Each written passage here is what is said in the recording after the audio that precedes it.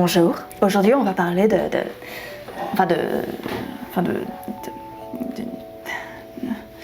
voilà.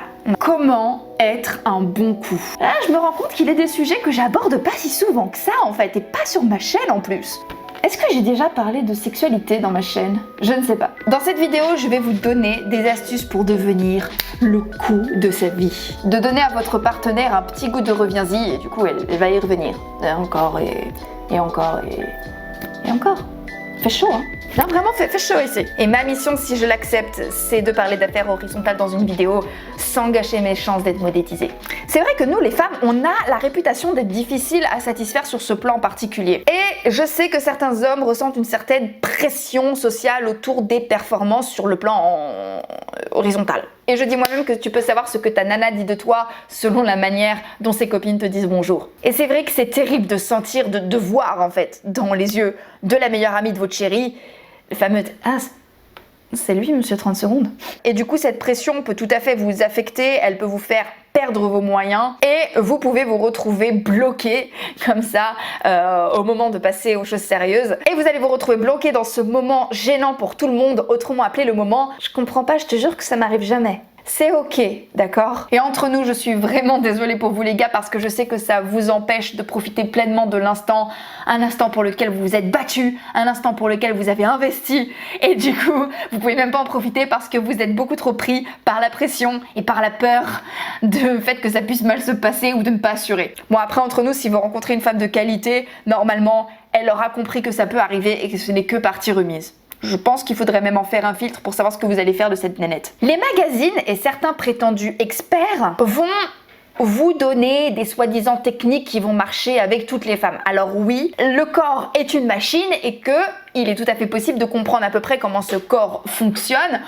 Et il y a certains trucs, certaines astuces, certains trucs qui marchent assez facilement sur la majeure partie des femmes. Mais nous ne sommes pas tous et toutes sensibles aux mêmes choses, surtout sur le plan de l'amour physique. Et puis, il existe cette idée reçue qu'un bon coup se mesure en centimètres, en minutes ou en demi-heures, ou en vitesse ou degré de rotation du bassin. Vous êtes des hommes, vous n'êtes pas des machines à laver, ok? On va pas compter les tours minutes, ça va aller. Tout ça, c'est des foutaises. Une relation physique qui dure 1 heure mais qui est chiante, on n'a qu'une envie, c'est que ça s'arrête, ok? Du coup, je vais aujourd'hui vous donner les clés pour être un bon coup. Et c'est pas du tout ce que vous croyez. Conseil numéro 1, l'observation est la clé en drague et au lit. Il est très important d'observer son partenaire pour savoir ce qui lui plaît, ce qui l'allume, ce qui le réveille, ce qui l'émoustille. Certains vont être sensibles aux mots, d'autres vont être sensibles à des odeurs, d'autres femmes vont être particulièrement visuelles et d'autres vont être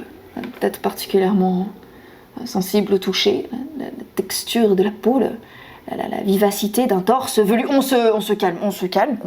Conseil numéro 2. Créez pour votre partenaire en amont un espace mental et temporel propice pour qu'elle se mette en condition.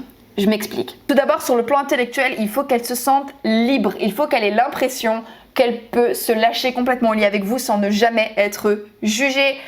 Pourquoi? Parce que la société aujourd'hui a tendance à stigmatiser la sexualité féminine, ce qui fait que nous avons nous aussi cette espèce de double pression bien nulle qui fait que nous devons être un coup extraordinaire, nous devons être la plus grosse cochonne que vous avez jamais rencontrée sans jamais avoir eu aucun partenaire. Logique, implacable, parfait, touche à rien, c'est n'importe quoi. Et en même temps, faire en sorte qu'elle puisse prendre le temps pour elle pour se reconnecter à sa sensualité. Ça peut être n'importe quoi, ça peut être la décharger de certaines tâches ménagères pour lui donner l'opportunité d'aller se détendre dans la salle de bain, ça peut être allumer quelques bougies et lui faire un petit massage.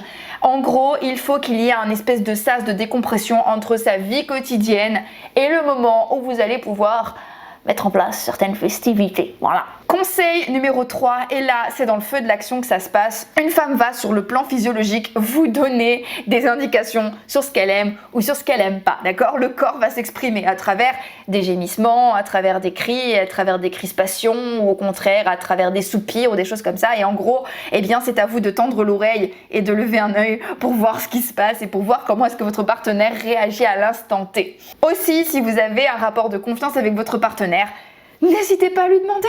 Tout simplement, on voit peut-être après match ou avant ou dans tous les cas quand vous savez justement, voilà, en tous les cas quand vous avez justement installé une relation où elle peut se permettre justement de parler, vous pouvez lui demander qu'est-ce qu'elle aime. Normalement, si vous avez réussi à créer justement dans sa tête un espace mental où elle se sent libre de pouvoir être elle-même sans être jugée, elle va pouvoir peut-être vous faire part de ce qu'elle apprécie particulièrement et ça sera très bien. Si vous appliquez ces conseils, vous allez multiplier vos chances de créer une vraie connexion avec votre partenaire et donc là vous allez pouvoir vraiment créer une vie amoureuse satisfaisante. Et bien évidemment, si vous avez d'autres questions, sentez-vous libre de m'écrire à bonjour@loulaMoralesCoaching.com.